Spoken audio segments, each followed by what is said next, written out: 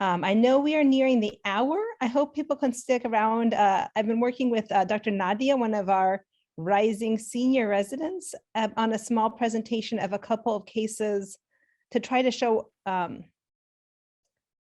what was done and how patient outcome was impacted, and also what would have the contrary case, what would have happened if the patients were only in the care of a generalist. Nadia, are you still ready to present? Yes. Okay, do you want me to share the slides? Okay.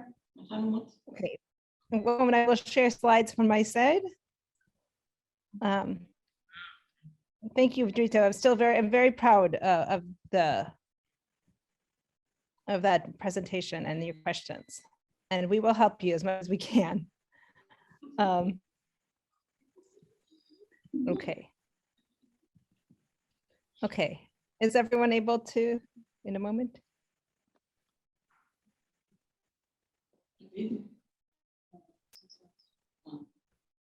Okay, are you able to see?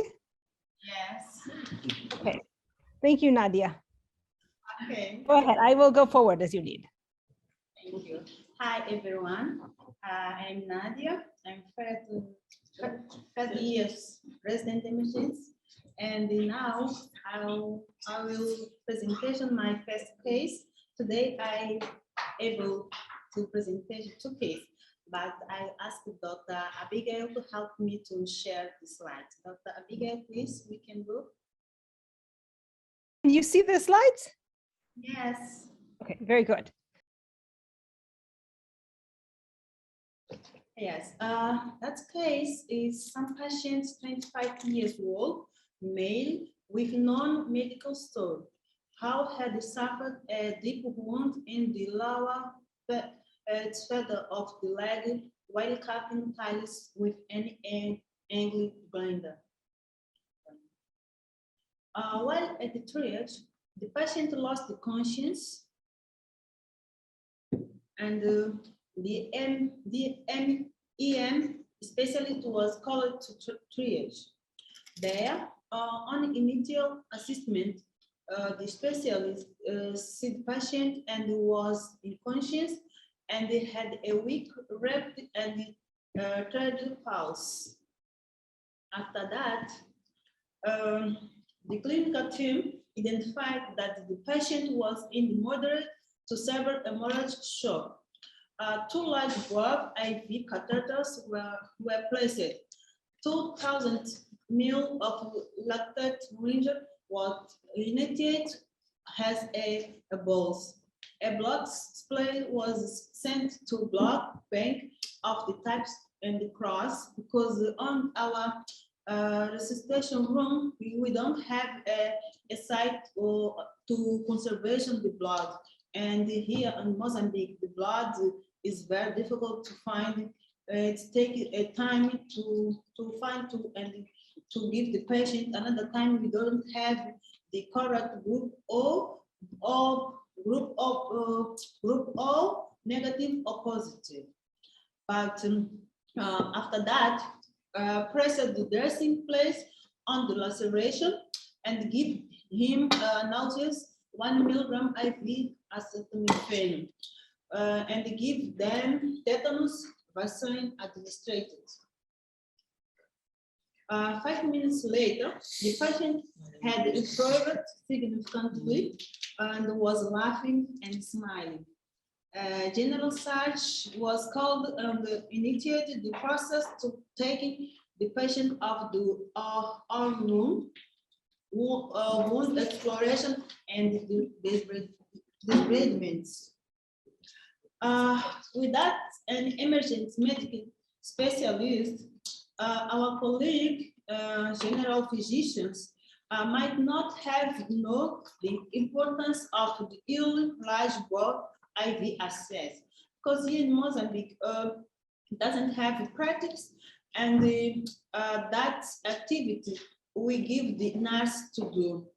If you have emergency like this, first person who approached patient to put large ball, it is nurse. After that, they can call the doctor.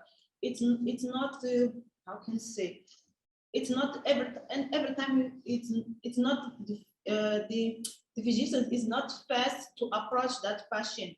But now we are emergency resident and we have a specialist. It's come to change on our emergency room. After that, might not have the skills to stabilize IV access, and the physician may not have had much comfort in the assessing a patient with a sudden change in the level of conscience. The loss of conscience might have been treated as a primary neurologic problem rather than the result of severe shock. Here is at the resident. We are 7, 3 we are 3rd year, and 4 first year. It was on January. We are on the hazmat course online, and I want to say that I'm very happy because that course it's enabled me to approach the intoxication patient. I'm not scared now. Now I think that I can do something different because I have idea how can I approach that patient. I think that now I know that the antidote, it's not, how can I say, it's not a first thing to give the patient, because previously on time I said, no, that patient was intoxicated. How can do? Where is the antidote? In the meantime, we don't have antidote. I know now that the fact it is supports the patient, primary support. After that, we can give antidote. But I know that here in Mozambique, it's very difficult to find main antidotes. But I very hope, I think that my colleague too. Thank you. I'm so proud that I think people are beginning to get the chance to see or remember why we love these residents so much and why it's been such an honor to work with them. That was fantastic. Nadia was very nervous about that presentation. We have one more very short case, but you did wonderfully, Nadia. I'm just trying to change. What happened? My screen has disappeared. Okay, one more case that is also brief. Thank you for everyone for hanging in with us. That was fantastic. Thank you.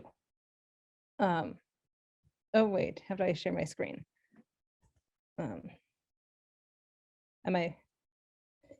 Is everyone still seeing my screen? Not sure, maybe not. Wait, one more time. Seeing you talking, yeah.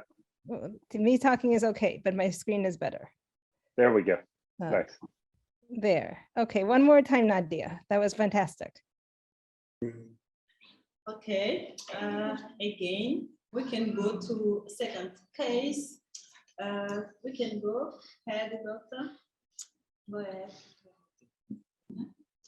Yes, that patient was a patient to 36 years old woman, HIV positive, transferred from an outside hospital.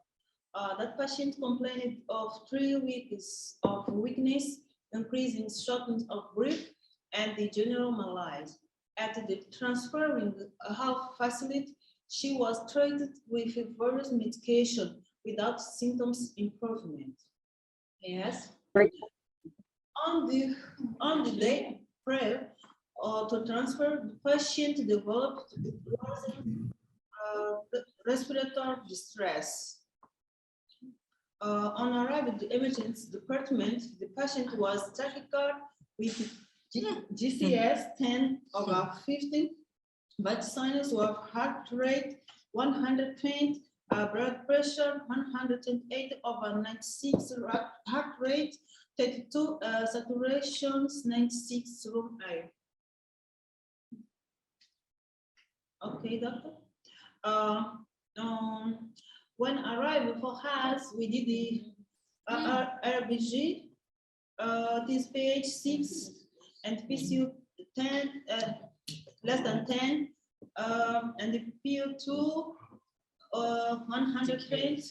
Blood gas also showed that potassium was 7.6. ACG was tachycardia with quicker T waves and the white KRIs. Point of care blood gas was high. Urine dip, glucose was 3 and ketones 3. No signs of ITU.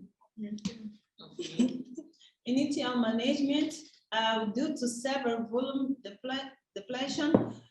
Team struggled to get IV access, but was able to initiate IV access and start crystalloid. Treatment for the hyperkalemia initiate, including IV insulin.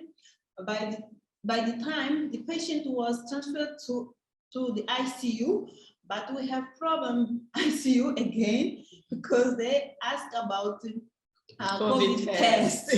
They want gene expert COVID test, but that's day we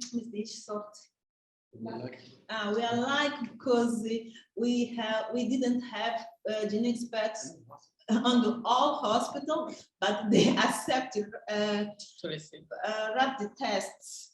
After that, the patient vital signs, respiratory, and the mental state had improved significantly. Without emergency medicine specialist, a general physician might have focused on the tachypnea, dyspnea, has signs of pulmonary pathology, and might not have identified the metabolic case. Generals might not have had confidence in the interpretation of blood gas and ACG. The generals may not have been aware of the correct emergency management on patient DKA and hyperkalemia. Continue, doctor, please. Here, we put that picture to say thank you, pledge about our butterfly. It's very helpful for us because we don't want to move patient for ultrasound room. Now we can do this on our room. Yes. And it is very helpful. Yes. And it helps too much patients. Very. Another time, when we do ultrasound, we find something we didn't. It is not very clear for us because we don't have more parties. We call the imagologist to help us. It's very good. And again, I say thank you for all. Thank you. Thank you. That was fabulous. I want to just applaud Nadia because she was nervous about this, but I think she did really brilliantly. Thank you. I need to say something. Yes. For us, it's very difficult to approach patients on our room because we don't have a CT scan 2 years. Okay, when you have patients who need to do CT scan, it's very difficult for us. We need to, we can do MRI, but we never ask about that. Only neurosurgeons can ask, but to accept, it's very difficult. It's a big challenge for us, a big hospital, we don't have CT. Yes, it's very confused for us, but thank you for all. Yes.